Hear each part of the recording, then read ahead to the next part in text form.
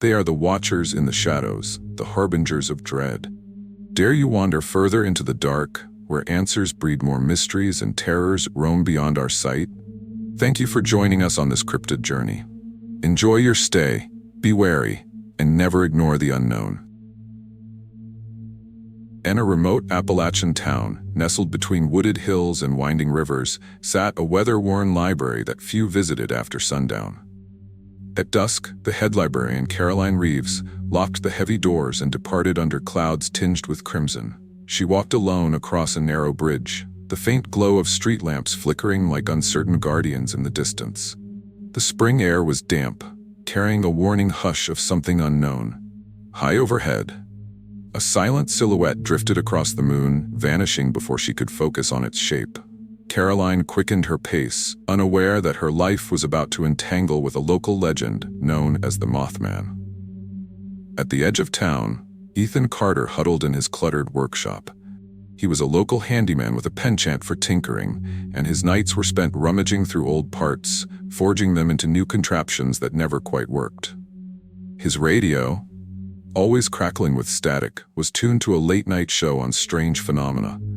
On this particular evening, he heard a caller describe an unsettling sighting near the abandoned steel mill, a massive winged figure with glowing red eyes. Ethan scoffed initially but felt a shiver race down his spine, as though the night itself bristled with expectation. Meanwhile, Caroline tossed in her bed, haunted by half-remembered nightmares. In the darkness, she imagined a heavy gaze upon her. Whenever she forced her eyes open, the sensation dissolved, leaving only the hush of midnight. She woke at dawn, exhausted, determined to investigate local rumors about the Mothman. At the library the next day, Caroline opened dusty archives. She discovered disjointed articles dating back to the 1960s, detailing a wave of sightings of a winged cryptid with burning red eyes. Reports always mentioned a sense of dread that preceded disasters: bridge collapses, unexplained fires, missing people. Each story bore similar descriptions: large wings, a vaguely human shape, eyes like embers in the dark. That evening, she reached out to the only person rumored to have witnessed the creature up close. Mary Tennyson was an elderly recluse living by the old steel mill. Caroline left town just after sunset, driving past rundown houses and rusting cars with brambles in their wheel wells.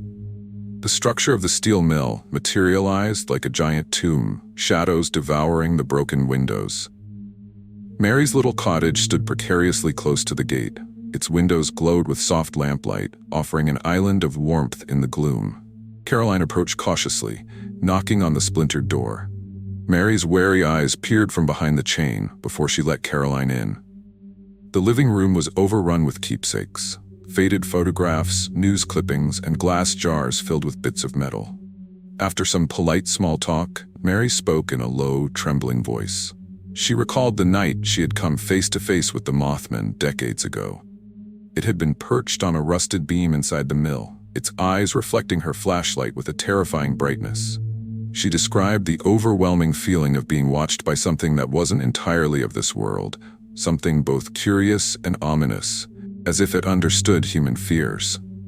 Mary also confessed that following her encounter, nightmares plagued her for years, each one featuring a collapsing bridge and distant screams. Though she had never witnessed an actual catastrophe, she believed the Mothman to be an omen, drawn to the threshold between present stability and looming disaster. Caroline listened, transfixed by the woman's conviction and the sincerity in her eyes. Driving back through the silent roads, Caroline sensed a presence tracking her. The trees seemed to bend inward, forming a tunnel beneath the starless sky. Her headlights caught flickers of movement among the branches. She hastened the car, heart pounding, longing for the safety of her modest apartment. When she finally parked and stepped out, the night air felt tense, pressing in on her. She glanced upward. There, atop the building across the street, stood a shape outlined against the faint glow of distant lights. Its wings spread slowly, a silent challenge in the dark.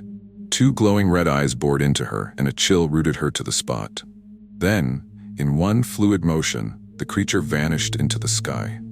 Ethan, too, had his own brush with the unknown. Late that night, in his workshop, he heard a scraping along the roof. At first, he assumed it was a stray branch or a cat. But the sound repeated in a measured way, like claws testing the tin surface. Cautiously stepping outside with a flashlight, Ethan directed the beam toward the source. For an instant, he saw what looked like enormous folded wings and a thin, elongated form creeping along the ridge.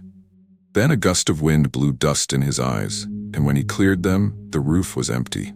But the lingering feeling of being scrutinized from above weighed on him, thick and unnerving. As dawn approached, both Caroline and Ethan found themselves drawn to the steel mill, each compelled by a growing need to understand the creature, and perhaps to warn the town. Without coordinating it, they arrived at nearly the same time. The building loomed like a great mausoleum of industry, riddled with holes and half-collapsed sections. Dim light filtered through the jagged openings, illuminating twisted metal beams and stagnant puddles of water. The air inside was stale, laced with a sharp tang of rust. Together they explored. Each step echoed. They thought they saw the flicker of eyes in the corners where the light struggled to penetrate. Doors squealed in the wind, creating eerie moans that might have been mistaken for an otherworldly lament. As they ventured deeper, their flashlights trembled in their grips. Then, somewhere in the labyrinth of corridors and catwalks, they heard the flutter of immense wings. Each flap reverberated, stirring up clouds of dust. When they turned a corner, they saw it. The Mothman perched on a high beam, wings tucked close, eyes blazing like coals in a pitch-black furnace. For a moment, everything was still. A palpable pressure bore down on them, as though they were intruders in a domain ruled by ancient laws. Then the creature launched from its perch, swooping overhead in a rush of wind. Caroline stifled a scream, and Ethan staggered, nearly losing his footing. There was no overt aggression in the creature's movement. Rather, it felt like a warning, as if it knew something they did not. The next moment, it soared up through a gaping hole in the roof, disappearing into the first rays of sunlight. Caroline gasped for breath, trying to quell her trembling heart. Ethan steadied himself against a rusted rail. In that silent aftermath, a profound understanding settled over them. The Mothman was no simple cryptid that could be dismissed as myth. It was an omen, a sentinel of impending doom, drawn to places where tragedy brewed. They left the steel mill convinced that something dire was on the horizon for their small town. In the following weeks, their community was plagued by strange incidents. Bridges that had stood for decades were suddenly inspected and found to be deteriorating. A series of near accidents on the main highway rattled everyone's nerves. Rumors spread that the Mothman had been sighted near these locations before each mishap.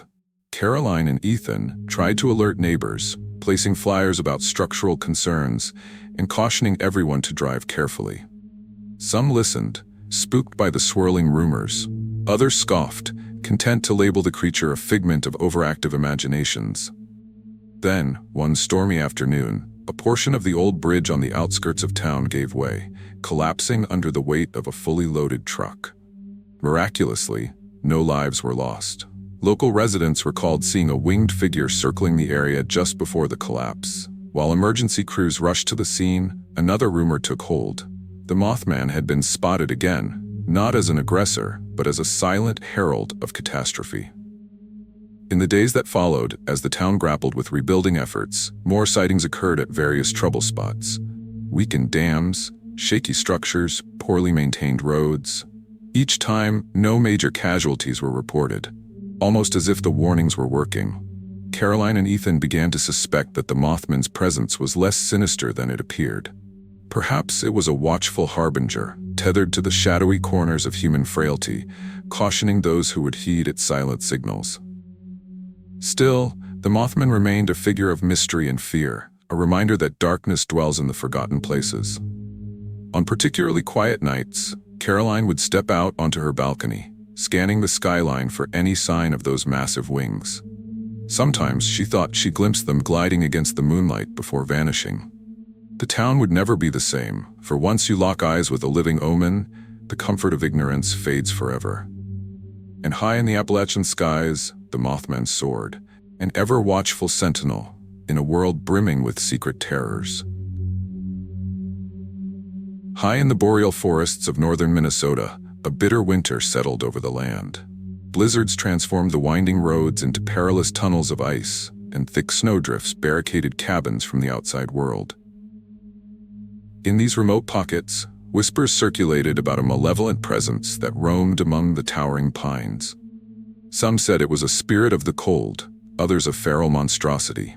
Local lore spoke of a being called the Wendigo, a cryptid born of famine and isolation, cursed with insatiable hunger for human flesh. Jonas Perkins, a seasoned wildlife photographer, arrived in this frozen domain to capture rare images of snow-white hares, elusive lynx, and migratory birds. His assignment brought him to a modest lodge perched beside an icy lake. The lodge's proprietor, a gruff man named Marcus Bell, warned Jonas never to travel into the deeper woods alone at night. He spun unsettling tales of missing snowmobilers and cabins found ransacked, the doors ripped clean off their hinges. Jonas brushed off the stories at first, attributing them to local superstition and the harshness of the wilderness. However, he could not ignore the stories that repeated one detail. The culprit always left footprints far too large and inhuman, spaced so oddly that no ordinary beast could account for them. Late one afternoon, Jonas ventured deeper into the forest on his snowmobile, determined to photograph the region's beauty under the soft glow of the setting sun. He found a serene clearing where hoarfrost glittered on the branches like diamonds. The silence was profound. He snapped pictures of icicles and ghostly trees. As the temperature plummeted, he noticed a dark shape at the edge of his vision. Turning his camera, he captured a fleeting image of something impossibly tall with elongated limbs. The figure seemed to watch him from behind a trunk. When he lowered his camera to look with naked eyes, the shape was gone. Unease took hold of Jonas's heart. He realized the sun was nearly gone and nightfall approached swiftly. He hurried back to his snowmobile, but the engine groaned and failed to start. With the temperature dropping dangerously, he decided to walk, using the path he'd carved on his way in. About a mile into his return trek, he discovered that the tracks had vanished, covered by freshly fallen snow. Worse yet, he found enormous footprints leading in the same direction he needed to go. They were spaced so widely that each step seemed impossible for any normal creature. It dawned on him that he was not alone in this dead silent forest. Back at the lodge, Marcus began to worry when Jonas didn't return by nightfall. He tried radioing out, but static replied. The nearest ranger station was hours away. With no immediate rescue at hand, Marcus prepared a thermos of hot coffee and equipped himself with a rifle. He planned to lead a small search party at first light if Jonas remained missing. Meanwhile, Jonas pressed on through the dark, armed only with a flashlight. Wind howled through the pines, carrying the faint moan of something that did not sound remotely human. Now and then, he caught the reflection of eyes between the branches, but they vanished the moment he shifted the light. Hunger gnawed at his belly, and his bones ached with cold. He contemplated setting up camp, but dread of the unknown presence kept him stumbling forward. Eventually, his flashlight revealed a tiny cabin deep in the woods. Its windows were shattered, and the door appeared scratched and splintered. Inside, he found a broken stove and a few ragged blankets. He tried the stove, but the chimney was partially collapsed. Still, he managed to light a small fire, hoping it would provide some warmth until morning. The flicker of flames danced on the dilapidated walls, illuminating claw marks across the wooden beams. Jonas's breath caught in his throat. Something had attacked this cabin with frightening ferocity. Sometime after midnight, Jonas awoke to a faint scraping against the cabin walls. He remained still, heart hammering against his ribs. The scraping turned to a low scratching, like nails dragging across wood. Fear paralyzed him until a new sound emerged, a raspy voice, almost human, calling his name as if formed by wind through pine needles. Jonas clenched his fists. No one could have followed him out here, especially not at this hour, in these conditions. Against his better judgment, he peered through a crack in the wall. The snow outside was tinted blue by moonlight. He saw a towering shape pass by the broken window, its emaciated silhouette defying natural proportions. The creature's skull-like visage turned in his direction, empty sockets scanning. Jonas sank back into the darkness, praying the thing would move on. When he could no longer bear the tension, Jonas gathered enough courage to slip outside, hoping stealth would serve him better than waiting to be cornered inside. Snow crunching underfoot felt deafening in the otherwise silent night. The wind died momentarily, revealing a faint stench in the air, rancid, sweet, and horribly pungent. He recognized it as the smell of decay. Cautiously, he circled the cabin and encountered a gruesome sight: a half-devoured deer carcass, bite marks indicating a mouth far larger than any wolf's. Dark blood stained the snow like a macabre painting. Jonas pressed a hand to his mouth to stifle a scream when he sensed movement behind him. The Wendigo towered there, gaunt and spindly, its limbs too long, its flesh appearing frostbitten and gray. Where eyes should have been, only hollow pits regarded him with uncanny hunger. Frozen in terror, Jonas watched the creature tilt its head, an unnatural motion that cracked its joints. The beast emitted a low hiss, revealing rows of jagged teeth. Jonas bolted blindly into the woods, adrenaline propelling him through the undergrowth. He ran until his lungs burned, his face stung, and every muscle ached. Dawn threatened the horizon with the faintest glow. He clambered over a fallen log and stumbled into a wide clearing. Collapsing into a heap, Jonas gasped for breath, aware that the Wendigo was still near, its presence as chilling as the wind. In that desperate moment, he heard distant voices calling his name. Marcus and a pair of local trappers had set out at first light. Jonas could not see them, but he shouted with all his might. The forest swallowed his cries at first, but eventually he heard their responding shouts grow closer. The silhouette of the Wendigo emerged from the tree line behind Jonas, but the sudden presence of 3 men with rifles seemed to give it pause. Marcus and the trappers froze in horror, gazing upon the creature rumored to exist only in old legends. The Wendigo let out a shriek that resonated in the marrow of their bones, then darted into the dense woods with astonishing speed. Though shaken, the rescuers rushed to Jonas's aid, carrying him back to the lodge in a daze. Over the following days, Jonas was confined to bed, feverish and delirious. He would wake screaming about hollow eyes and gnashing teeth. Marcus insisted they bring in a local wise woman, an elder who knew the region's lore. She burned sage, muttering prayers to ward off the Wendigo's curse, offering Jonas a pungent tea said to fortify his spirit. As his fever subsided, Jonas recounted everything he had witnessed. The trappers nodded grimly. One of them claimed his great-grandfather had spoken of the Wendigo long ago, a monster born of insatiable hunger and desolation, forever stalking those lost in winter's cruelty. Though Jonas eventually recovered, he carried the scars of that encounter in his haunted gaze. He abandoned his photography project, packed his belongings, and left Minnesota as soon as he was well enough to travel. Word spread among locals that the Wendigo had been sighted, renewing age-old warnings to stay vigilant in the forest's depths. To them, it was a reminder that some cryptids spring from more than just folklore. They embody primal fears, forged by isolation and desperation. And in the snowy expanse of the boreal wilderness, the Wendigo wandered still, searching endlessly for the next lost soul to devour.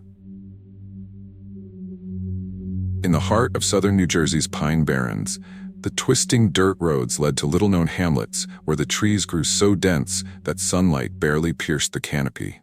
Locals spoke in hushed tones of an ancient beast lurking among the pines, a winged abomination with a long forked tail and a blood-curdling scream. They called it the Jersey Devil. Outsiders often dismissed the legend as a regional joke, but those who had heard its screech echo across the dark pines knew that something very real stalked these woods. Dusk found Sarah Mitchell driving down a lonely stretch of sandy road, returning from visiting a friend who owned a small horse farm deep in the barrens. Her car's headlights illuminated tangled branches arching overhead, forming a tunnel of green and shadow. Crickets fell silent as she rolled to a stop at an intersection marked by a single wooden sign riddled with bullet holes. That silence weighed heavily, as though the pine forest itself held its breath. Suddenly, something large dashed across the road. Sarah glimpsed leathery wings and cloven hooves. With a gasp, she slammed the brakes. The figure vanished into the underbrush, leaving her heart thudding and her mind reeling with disbelief. A few miles away, a local historian named Oliver Baines sat in his small cabin, poring over centuries-old documents. His research focused on colonial times when stories of a cursed child, born to a woman named Mother Leeds, sparked the legend of a fearsome devil. The documents described a creature with the head of a horse, the wings of a bat, and horns upon its brow. Oliver had grown obsessed, convinced that if the Jersey Devil existed, it was more than a mere legend. Late that night, he noted Sarah's frantic post in an online local forum about her roadside encounter. Sensing a fresh lead, he decided to seek her out for more details.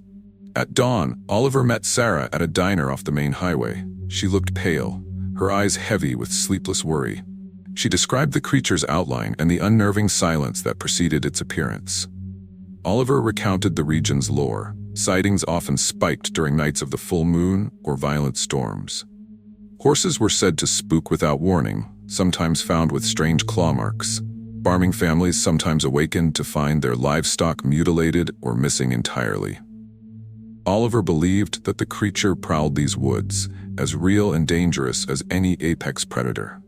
Determined to gather evidence, Oliver invited Sarah on a day trip into the heart of the Pine Barrens. He equipped his truck with camera traps, a digital recorder, and provisions for a lengthy excursion. Despite her apprehension, Sarah agreed, wanting to validate her experience. They drove deeper into the wilderness, where roads became little more than sandy ruts through stunted oaks and pitch pines. Occasionally, they stopped to set camera traps near game trails or stagnant bogs, places rumored to be frequent haunts of the Jersey Devil. The oppressive summer heat mixed with the resinous scent of pine needles, creating a pungent perfume that clung to the air. As the sun sank toward the horizon, they set up a makeshift camp near a shallow creek. Oliver proposed they conduct a night watch, hoping to record any unusual activity. Hours passed quietly, broken only by the rustle of nocturnal creatures in the underbrush. Sarah felt a creeping tension, as if invisible eyes monitored their every move.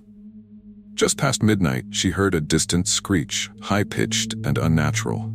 Oliver scrambled to switch on the recorder, capturing only the final echo of the eerie cry. Their flashlights revealed nothing but twisted trunks and the black void of the forest beyond. The following day, Oliver checked the camera traps. Most captured only raccoons, deer, and the occasional fox. However, one camera froze partway through the night, its last recorded image blurred by movement. A faint silhouette in the corner looked like a large creature on two legs, partially obscured by the trunk of a pine tree. Though far from conclusive proof, the image unsettled Sarah deeply. She considered abandoning the search, but Oliver's curiosity burned too hot. He convinced her to stay one more night, promising to be cautious. That afternoon, they explored the remnants of an old settlement. Weather-beaten shacks and a collapsed sawmill stood among thick vines. Local gossip held that the Jersey Devil often appeared around such ruins, as though drawn to places of abandonment. They discovered bizarre footprints in the damp soil, elongated tracks with a split at the front, possibly indicative of hooves. Streaks along the ground suggested something heavy had been dragged into the trees. The sight was enough to send chills rippling through both of them. As dusk fell again, a stifling stillness enveloped the pines. The sky churned with clouds, hinting at an approaching storm. Thunder rumbled in the distance. Oliver and Sarah huddled in the truck, listening for any sign of the creature. The wind picked up, rattling branches. Lightning forked across the sky, illuminating the forest in stark flashes of white. In one brilliant moment, they caught sight of a dark shape perched in a nearby tree, its outline stark against the lightning-lit sky. A horse-like head craned forward, leathery wings folded at its sides. Then the night plunged back into darkness. Heart pounding, Oliver grabbed his camera, rushing out into the storm despite Sarah's pleas to stay inside. Sheets of rain pummeled them as they approached the tree. A shrill cry split the air, part animalistic, part demonic. Another lightning flash revealed the Jersey Devil launching itself into the chaotic sky. Its wings beat against the storm, carrying it in wild arcs above the trees. Oliver snapped photo after photo, though the flashes of lightning and pelting rain made capturing a clear image nearly impossible. Sarah's instincts screamed at her to run, but she couldn't tear her eyes away from the impossible sight. A crash of thunder rattled the ground. The creature swooped low, passing so close that Sarah felt a gust of wind and the stench of something foul. She glimpsed coarse fur along its torso, its eyes gleaming with malevolent intelligence. Oliver stood transfixed, camera lens fogged by the downpour. Another flash, and the Jersey Devil soared upward, disappearing into swirling clouds that swallowed it like a specter returning to the netherworld. After the creature vanished, the storm seemed to lessen, as though its violent fervor had been an extension of the beast's presence. Oliver and Sarah staggered back to the truck, soaked to the bone, hearts racing. They reviewed the camera, but the images were mostly blurred streaks of lightning and faint outlines. One photo, however, revealed a vague but unmistakable silhouette: the elongated head, the membranous wings, and a tail curling behind it. Though not perfectly in focus, it was the closest thing to solid proof Oliver had ever encountered. By morning, they decided to leave the Barrens. Their nerves were frayed, and both felt an unshakable impression that the creature had only toyed with them, revealing itself for reasons they couldn't fathom. Perhaps it was territorial, or perhaps it was merely curious about these two interlopers who dared trespass in its domain. In the weeks that followed, Oliver circulated the photograph among cryptid researchers, stirring debate. Skeptics dismissed it as a hoax, while believers heralded it as a rare glimpse of the elusive Jersey Devil. Sarah tried to resume her normal life, but at night, the memory of the creature's unearthly scream haunted her. Sometimes, while driving near the pine groves, she thought she glimpsed a shape darting between the trunks. Fear and fascination warred in her mind, for she had seen the legend with her own eyes. The Pine Barrens continued its ancient rhythms, a labyrinth of cedar swamps and twisted undergrowth where few dared to tread after nightfall. Rumors persisted of strange shrieks and footprints, and somewhere within that sprawling wilderness, the Jersey Devil soared, a living embodiment of cursed folklore, ever watchful of any who ventured too deep into its primordial refuge.